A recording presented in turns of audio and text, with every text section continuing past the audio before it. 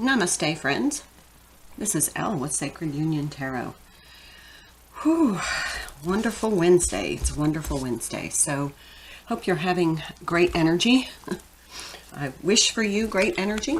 Okay, I just wanted to give a little feedback on a reading I did.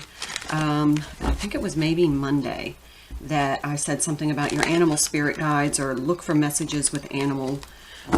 It was from this deck. It was something about your animal guides or animal spirits. And I said, look for a sign from an animal, you know, like if you're driving and an animal flies in front of your vehicle, it is, you know, listen to what your thoughts were or what was going on the radio. So then right after that reading, the eeriest thing, not the eeriest, but maybe a sacred thing that happened. I was walking out the back door. I was listening to a spiritual YouTube channel. I don't remember which, but just they were talking about, you know, Ascension and different spiritual levels or entities or energies such as starseeds. So just as I walk out, a bluebird flew right in front of me at the exact same time. The host of the YouTube channel said blue rays. The blue and the blue just absolutely were coinciding at the exact moment they said blue. A bluebird, which I don't see often out here, flew right in front of me. And then I come to my tarot table, and in my little dish where I keep my sage, there is a little blue glass bead. I don't know if you can see it. It's kind of dirty because it's in the ashes. So there's something, and then I saw my mom's heart that I found in her things, this blue glass heart. So there's something about the color blue that is significant. So if you see blue glass, blue birds, pay attention. So my little message for today. Let's get started on this wonderful, wacky, I'm hearing wacky Wednesday. The energies are kind of wacky. But remember to choose your energy. I'm going to lift this up. I cannot stand to see the little yoga figurine without her head. It bothers me. Okay, let's see. Intuitive nudges. Well, there we go. Just what I was talking about. Intuition is the language of the soul. We are all born aware with a profound sense of inner knowing. Intuition is one of the greatest gifts we possess, which keeps us connected to our higher selves, the universe, and to our divine spirit. So listen to the intuitive nudges. If you just all of a sudden feel like you need to do something, might be best to do it, especially if it's positive, not negative, but you know, keep your intuition active, keep in touch. Meditation is a great way. Here's a mouse. You're overlooking some important details, so pay close attention to what's going on. Listen to those intuitive messages. Look for signs, but there's something you're not seeing that you need to start becoming very aware of. Intuitively, you know it's there, so we need to find the connection between the intuitive and what's going on in our environment. There's some details. Close attention to details. Let's pull another one. Hueo. It's a Hawaiian owl. Your ancestral spirit guides are offering you guidance now, so pay close attention to signs and omens from them. I can't. I mean, it's just, it just happened right before your eyes. So there you go. All right, let's pull some tarot. I'm going to use the Wild Unknown tarot. What's this about?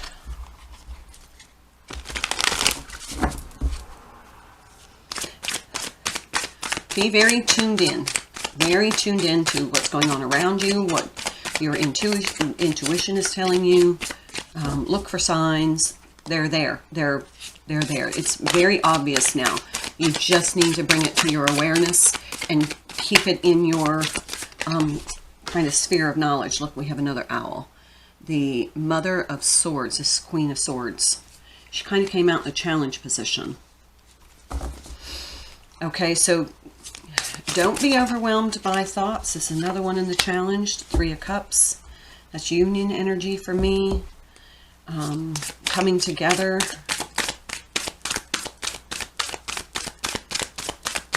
Don't let your thoughts dominate your spiritual connection. Put your connection, that unity energy, there's a unifying energy, in the forefront. Be connected. Be connected to your ancestors. Be connected to your spirit guides. Be connected to your angels, your guides, your guardian angels, your ancestors, your team, your angelic team. Just stay connected. There's something coming through that's important that you need to know. And if you're not paying attention, it's going to be very hard to get confirmation. They're trying to tell you something. They're trying to give you a heads up or to help you move along. And there's something that's kind of like a fork in the road. And if you miss this, there's another three in the all of them in the challenge position. That's the Three of Wands. That's kind of that it's almost like the portal energy. There's something coming through. This is a catalyst. It's a fork in the road. And you need to take the right fork. So they're trying to give you indications of what that is, because it may not be what you think. It may not be what you think. So feel the energy. There we go. Yay. Seven of Wands.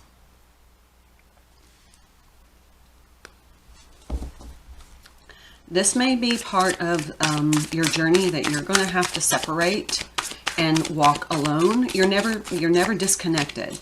But this may not be a popular decision. You know, other people may like, what the hell are you thinking? You may need to, let's see if I bring that in. You may need to, you know, have some courage, and you might be taking action alone. Ooh, Nine of Swords. Yeah, that makes perfect sense. Feels like one path is going to be, you know, this igniting. It's a very igniting. It's a catalyst energy, ignition energy. But if you take the other path, not so good. Might not be so good. We have the Nine of Swords, and she's got a sword that's like Ten of Swords. It could end in a painful, and I'm hearing abrupt closure. Whereas this one, you're building on the cycle before, and it's igniting a new level of conscious awareness, understanding, activities. Seven of Pentacles, two sevens. Feels like there's going to be something that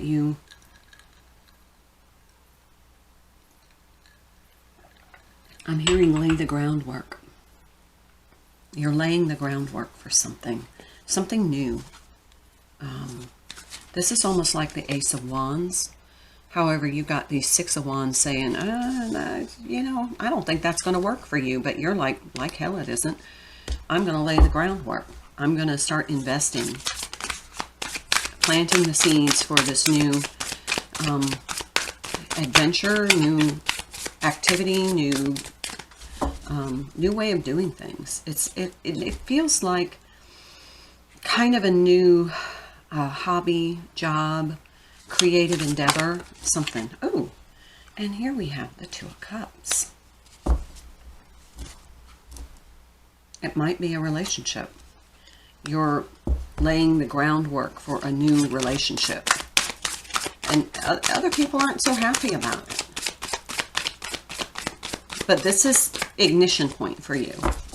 But you've got to make the right choice, and your guides, your ancestors, and everybody are trying to send you messages. Your intuition is, your higher self is communicating with them, and it's trying to give you insight, but they're also sending you messages I mean, they kept saying, pay attention, both of them. Pay close attention, pay closer attention. Judgment.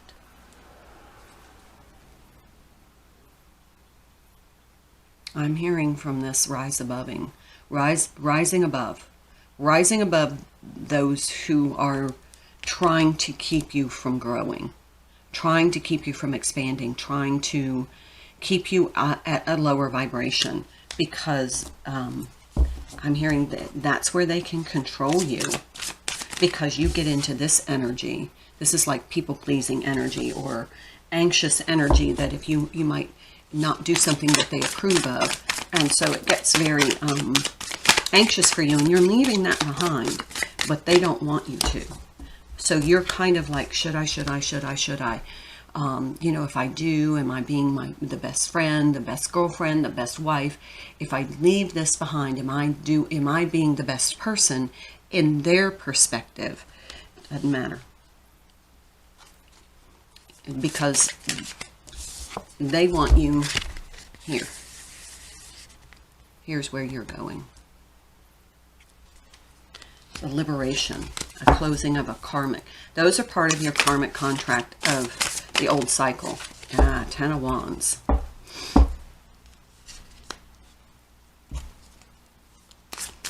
Okay. What could happen is you can either ignite your own flame, or you're going to get back into this heavy energy that they're trying to keep you in. That's not what's right for you. Aha, the Magician. Yeah, see? This is something you're creating. This is something manifesting new.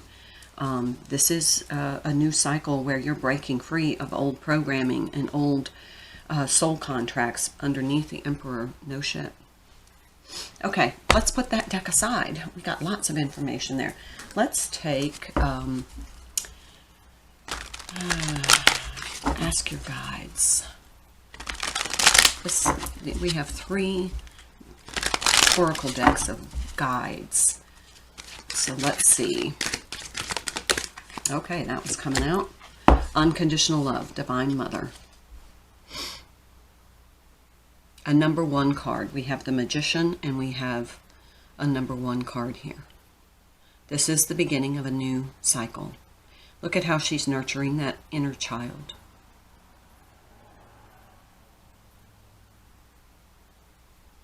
This is something that a dream you once had as a child, that you're ready to move along.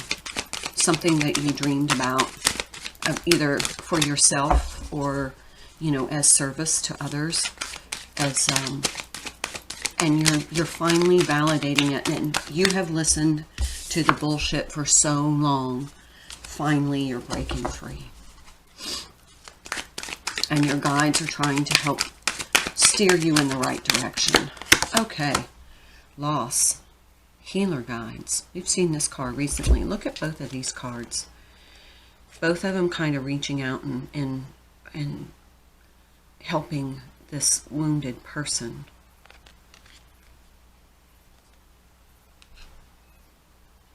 We have stars of healing here. What I'm hearing is this is something that you are doing for unconditional love of yourself. And this is finally the step in healing, because you have sacrificed so much for others. And then when it came time for them supporting you in your endeavor, you got the big F off. New beginnings. We have Divine Father, Divine Mother. We have the, oh, this is an 11 card too. Yeah. Ooh, so we have a 1, and an 11. This is this new beginning. This ignites in you something that is putting you on your proper path. Okay. Let's pull just a few more tarot cards. It's a little longer than I expected. Oh, 1444. Love it. 5 of Pentacles. There's that loss. You may be stepping away from some of these folks. 9 of Cups and Judgment. Judgment again. Closing karmic cycles so that you can find your ultimate happiness. But this is something you're doing independently. 7 of Cups. You're making choices based upon what makes your own happiness, not on what has made other people happy. Because that has always left you feeling alone and isolated because they didn't reciprocate. There's the Queen of Pentacles. You're taking off, oh my, and the Lovers. Okay, could be about a relationship.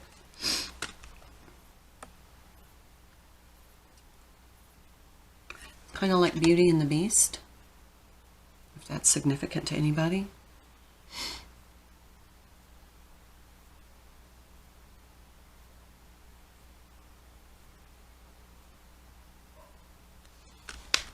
Okay, I am picking up a little bit of twin flame energy here.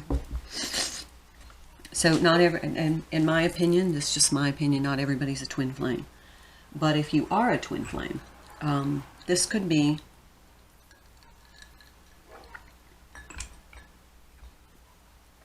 kind of that fork in the road that puts you on the twin flame path, the star. Yeah, we keep seeing stars. There's a lot of healing going on. All right, let's pull from The Universe Has Your Back, because you need to know that. You know, you need verification that the universe is rooting for you, trying to send you these messages. My faith has the power to turn trauma into healing, conflict into growth, and fear into love. Didn't I just say healing? This is closing the karmic cycle on the trauma that you've experienced before because you're healing it. And look, really, seriously, can you see the similarities here? Oh, I just love it when these messages come through like this. I heard to look for symbols of trees. I find deeper meaning and personal growth amidst the discomfort. Look at the moon energy here. This kind of brings these two cards together. Look. Okay, so, and then underneath this is the 9 of Cups, underneath the Emperor card. And look at all the moon. Look at all the moon references here. Can you see them all? Is that not crazy? Okay, so there's a little discomfort here because you're used to people pleasing, or you're used to following family traditions, or that feels like part of this message is as twin flames, you may have some, you know, cultural differences, age differences, social status differences, and you're breaking free of the programming and saying it doesn't matter, love is what matters. And everybody else is saying, are you crazy? When I focus on my inner light, I see the world through the lens of love. Okay, love it, love it, love it, love it. And look at how these two cards go together. Faith, my faith has the power to turn trauma into healing, conflict into growth, and fear into love. This is something that you've been afraid of for a long time because you were afraid that if you followed your inner voice, your higher self, your guides, that it would leave you alone and isolated and people would think badly of you. They would look down on you. They would say, you know, what the hell? What was she thinking? What was he doing? You know, that kind of shit. Not your job to listen to them. I'm a vibrational being, vibrationally emanating desires.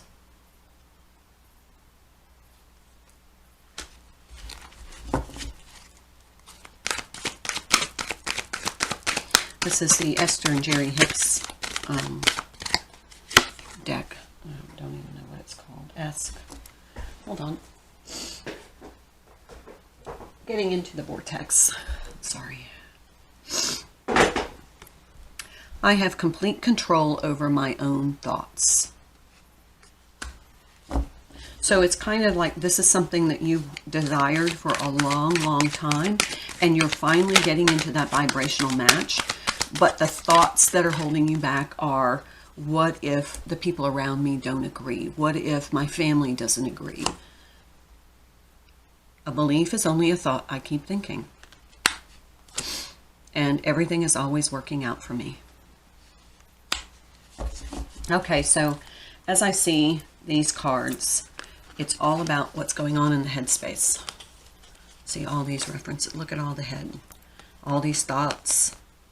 You know, look at all the references to the headspace. This is following your heart.